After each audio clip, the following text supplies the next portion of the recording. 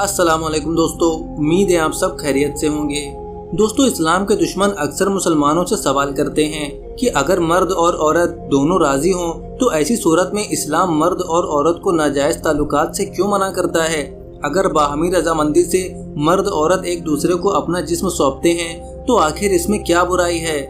इन सब सवालों का जवाब देने के लिए इस जिस्म फरोश लड़की का वाक़या आपके लिए काफ़ी है, जिसने सारी ज़िंदगी जिस्म फरोशी की और काफ़ी पैसा कमाया, लेकिन बिल आखिर सब कुछ छोड़कर मुशर्रफ व इस्लाम हो गई। दोस्तों, इस खातून ने अपना वाक़या बयान करते हुए अपना नाम और शिनाख्त ज़ाहिर करने से माज़रत की। इसका पूरा वाक़या अंग्रेज़ी ज़ुबान से उर्दू ज़ुबान में हम आपके लिए पेश कर रहे हैं। दोस्तों, अगर आपको भी इसी तरह की नौ मुस्लिम की वीडियोस देखना पसंद है तो हमारा चैनल सब्सक्राइब कर दें, क्योंकि हम इसी तरह की नौ मुस्लिम की वीडियोस लाते रहते हैं। My sister friend told me before beginning, everything that I say that's inspirational, that you benefit from, that's coming from Allah Subhanahu wa Ta'ala. Everything else that's crap is coming from me. So forgive me. I took my Shahada officially on my wedding day, and I remember the experience. I had been introduced to Islam for many years. Video के आगाज में ये खातून बयान करती हैं कि मैं जो भी कहने जा रही हूँ ये अल्लाह ताला की तरफ से है और आप लोगों को फायदा देगी। अगर मैं कुछ गलत कहूँ तो आप सबसे माफ़ी की तलबगार हूँ। ये आगे बयान करती हैं, मैंने कलमाए शहादत अपनी शादी के दिन पढ़ा। इससे पहले मैं गुनाहों की दलदल में थी। एक ऐसी दुनिया जहाँ से वापसी नामुमकिन है, एक ऐसी दुनिया जहाँ जिस्म और इज्जत बिकते हैं, जहाँ आपके रंग और जिस्म पर बोलियाँ लगाई जाती हैं, जहाँ होश के भूखे जिस्म के हर अंग पर बोलियां लगाते हैं। बाहर से ये दुनिया बहुत खूबसूरत नजर आती है, हसीन नज़ारे, शराब और अय्याश की महफिलें, दौलत, पैसा, मगर हकीकतन अंदर से ये दुनिया एक बदबूदार कीचड़ का वो दलदल है जो नौजवान नस्ल को धोखे से अपनी तरफ खींच रही है, और जिसको इस बदबूदार जिंदगी की आदत पड़ जाए वो दोबारा कभी पाक साफ जिंदगी की तरफ नहीं लौट सकता। कुछ इसी तरह मैं भी महसूस करती थी। मेरे साथ इस पेशे में जितनी भी ख्वातीन थी सबका बुरा हाल था। हम बहुत आसानी से हजारों डॉलर्स माहाना कमा लेते थे, मगर बावजूद इसके दुनिया जहान की परेशानियां, एक अजीब किस्म की बेचैनी हमेशा दिल में रहती थी। हम अक्सर सुनते थे कि फला जिस्म फरोश लड़की ने खुदकुशी कर ली, कोई ऊंचाई से छलांग लगाकर, कोई जहर खाकर, कोई अपना गला घोंटकर मौत का शिकार हो गई, किसी को एड्स और कई किस्म की खतरनाक बीमारियां लाहिक हुई जो इनकी मौत की वजह बनी। ये सब कुछ मेरे लिए इंतहाई अफसोसनाक था। मैं अक्सर सोचती थी कि आखिर में शायद मेरा भी यही अंजाम होगा। मैं अक्सर मुसलमान ख्वातीन को हिजाब में देखती थी और सोचती थी कि इस तरह पूरे जिस्म को एक गिलाफ में बंद करने का मकसद क्या होता है। ये तो इन बेचारियों के साथ जुल्म है। लेकिन फिर मैं अपने बारे में सोचती थी और फैसला करती थी कि क्या जिस्म दिखाने में सुकून है।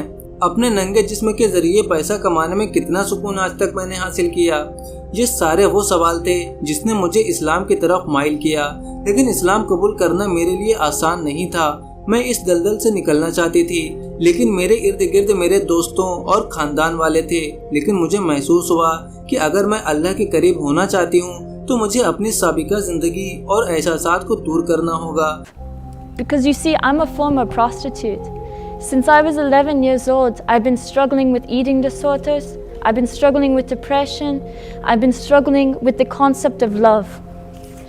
And today I stand in front of you as a survivor, almost, because my path to Islam was lonely, but my path after was lonelier, because I was alone.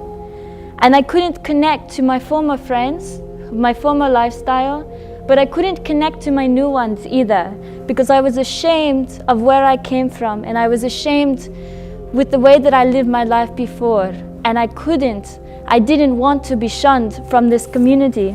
जब मैं 11 साल की थी तो मुझे खाने में दुश्वारी होती थी। मैं इंतहाई डिप्रेशन के साथ जद्दोजहद में थी। बहरहाल जो भी था, मैंने अब गुनाहों की दलदल से निकलने का फैसला किया। मैंने अपने तमाम पुराने कलीग्स के साथ रास्ते बंद किए, क्योंकि अब मैं मजीद उन लोगों के साथ राब्ते में नहीं रह सकती थी। कबूल इस्लाम के बाद मेरी ज़िंदगी अक्सर बदल गई, लेकिन मुझे इंतहाई शर्म आती है जहाँ मैं रहती थी और जिस पाक दुनिया में मैं अब आई हूँ। ये तो सरासर खैर ख्वाही ही है। मैं इस कम्युनिटी से अब दूर नहीं जाना चाहती। दोस्तों, ये ख्वातीन बयान करती हैं कुछ बातें ऐसी हैं मेरी गुज़िश्ता ज़िंदगी के हवाले से جسے میں بیان نہیں کر سکتی۔ میں اپنی کہانی دنیا کو نہیں بتانا چاہتی تھی کیونکہ کفر کی حالت میں جو کام میں نے کیے وہ اس قابل نہیں کہ لوگوں کے سامنے بیان کیے جائیں، لیکن میں نے فیصلہ کیا کہ میں اپنی کہانی لکھوں گی۔ شاید میری کہانی ان لوگوں کے لیے سبق بن جائے جو اندھیر نگریوں میں داخل ہوتے ہیں جہاں غلاظت کے علاوہ کچھ بھی نہیں۔ میں نے جب شروع میں اسلام قبول کیا تو مجھے اس بات کی فکر تھی کہ یہ مسلمان لوگ میرے بارے میں کیا سوچیں گے، لیکن جب میں نے اپنی کہانی شیئر کی تو لوگوں کی طرف سے مجھے انتہائی مثبت فیڈ بیک ملا۔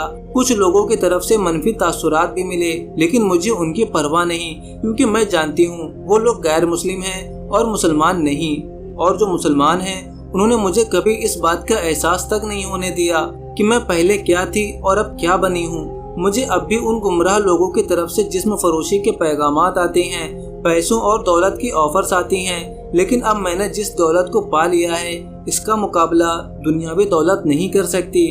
میں نے قبول اسلام کے بعد وہ تمام مشکلات فیس کیے جو عموماً ہر عورت برداشت کرتی ہے جو اسلام میں داخل ہوتی ہے۔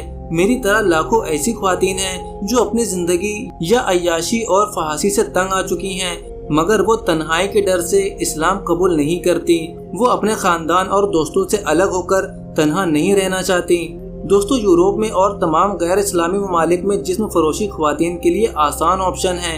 بے پناہ آزادی اور حقوق کے نام پر جسم کی نمائش وہ حقائق ہیں جہاں 100 میں سے 40 خواتین اسی راستے کا انتخاب کرتی ہیں جس میں مشقت کم اور پیسہ زیادہ ہے، لیکن باوجود اس کے جسم فروش عورتوں میں موت کا تناؤ عام عورتوں کے مقابلے 70% زیادہ ہے، کیونکہ یہ خواتین جوانی میں یا تو کسی خطرناک بیماری میں مبتلا ہوتی ہیں یا وقت گزرنے کے ساتھ ان کی مانگ میں کمی آتی ہے، جو اکثر اوقات ایسی خواتین ٹینشن، ڈپریشن اور بدترین مالی حالت کے بنا پر خودکشی کر لیتی ہیں۔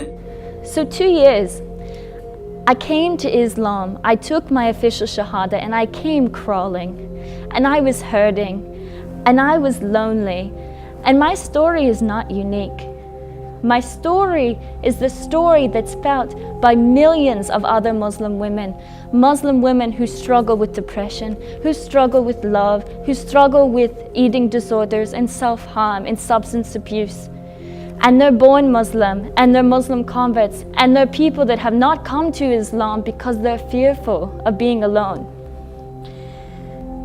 We are able to grow when we reflect. We are able to grow when we are able to see this transformation, to be documenting where we came from to where we want to go. And only through this way can we truly grow. So this is a solution to silence. Thank you.